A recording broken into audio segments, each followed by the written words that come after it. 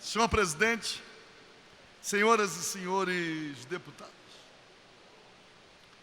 paralelamente a essa grave crise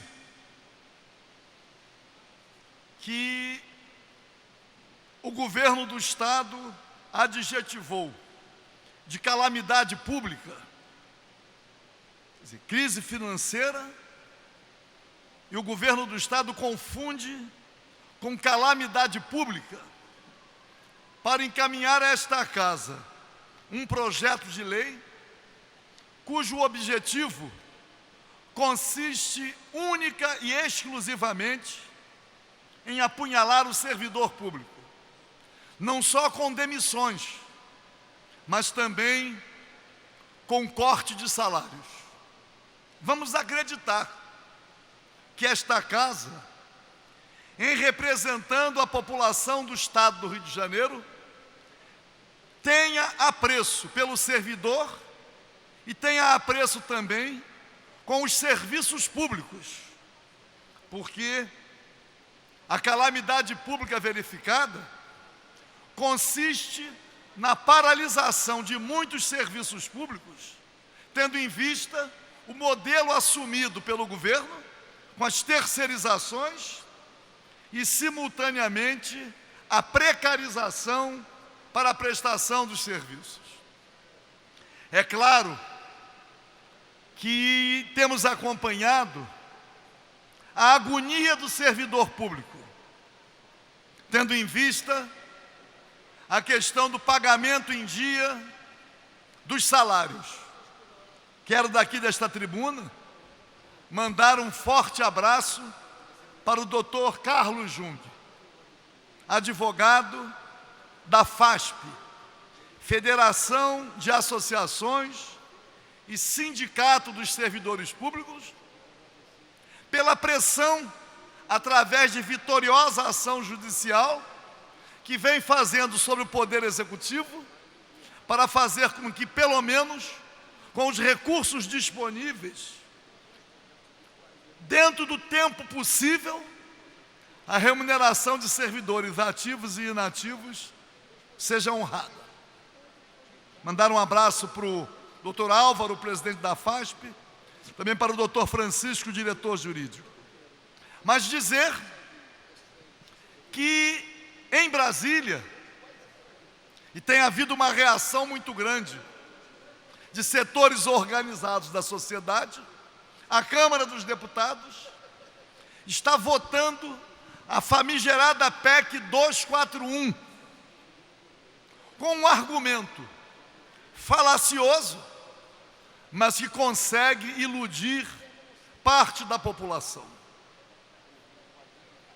A limitação de gastos, a correção dos gastos através dos percentuais inflacionários. O governo Temer não confessa que o objetivo consiste em algo que já está embutido na Lei de Responsabilidade Fiscal. O superávit primário para pagar os juros extorsivos da dívida pública e para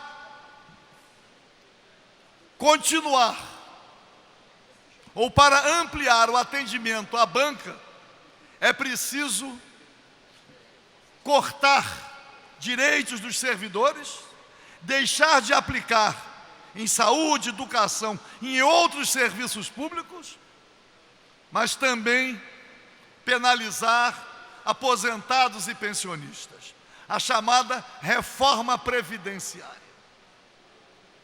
Não acredito que a população brasileira vá se deixar envolver pela mesma esparrela que foi derrotada a partir do segundo governo FHC. Porque a Lei de Responsabilidade Fiscal, aliás, até a emenda da reeleição, a Lei de Responsabilidade Fiscal tinha um argumento que vem sendo reproduzido agora, que é um argumento lógico, racional, aparentemente aceitável. Ninguém pode gastar mais do que aquilo que arrecada. É um argumento lógico. Mas não houve a divulgação de que os juros da dívida pública, juros extorsivos. O Brasil é o país que tem a mais alta taxa de juros no mundo. O pagamento dos juros da dívida. Então, é preciso, e fez FHC isto, economizar para pagar os juros da dívida. Como aquilo que era economizado não era suficiente para pagar os juros extorsivos da dívida, emitia títulos. Então, quanto mais pagava, mais endividado ficava. E o governo FHC foi derrotado. Derrotado também porque caminhava na afirmação do Estado mínimo, o desmonte do Estado brasileiro. Aliás, desmonte que continuou nas eras seguintes, embora numa velocidade menor. Mas houve alguma modificação, a começar na questão do petróleo, na camada do pré-sal. A participação efetiva da Petrobras, não com os 30%, mas sendo a Petrobras a operadora única. Isso foi algo inaceitável. Então, esse modelo de Estado é que precisa ser discutido. Quais são os setores estratégicos da economia que devem ser controlados pelo Estado na defesa de um Estado soberano para ser socialmente justo? Quais são esses setores? É preciso redefini-los, que a Assembleia Nacional Constituinte definiu. Monopólio estatal do petróleo, monopólio das comunicações, a nacionalização do subsolo, empresa brasileira de capital nacional, juros reais de 12% ao ano, bandeira nacional na navegação de cabotagem. Os setores estratégicos, que são os mesmos controlados por países soberanos, que ainda incluem outros setores. E não é possível que o endividamento seja contemplado com percentuais elevadíssimos das nossas receitas. Não há saída. Eu tenho feito uma modestíssima indagação em qualquer lugar onde debato. Como é possível o Brasil, ao longo de muitos dos últimos anos, estar dentre as 10 maiores economias do mundo? O Brasil já oscilou de 6ª a 9ª.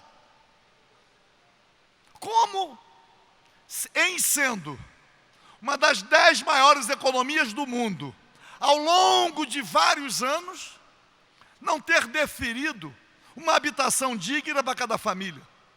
A fome ainda sendo um dos principais problemas do país, ou a ignorância?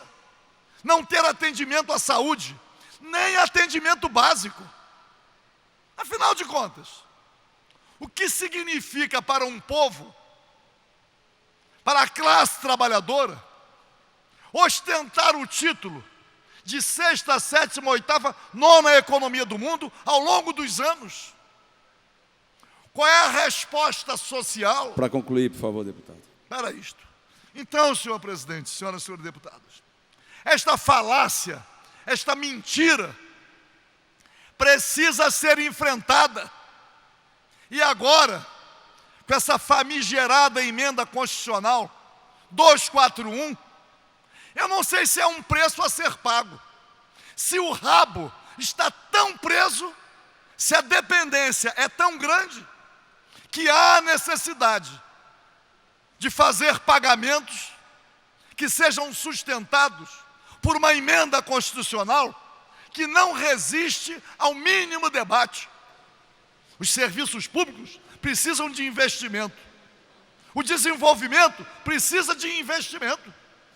E não vai ser contraindo despesas para pagamento de juros da dívida, juros extorsivos, que nós vamos caminhar para a realização de um mínimo social que possa fazer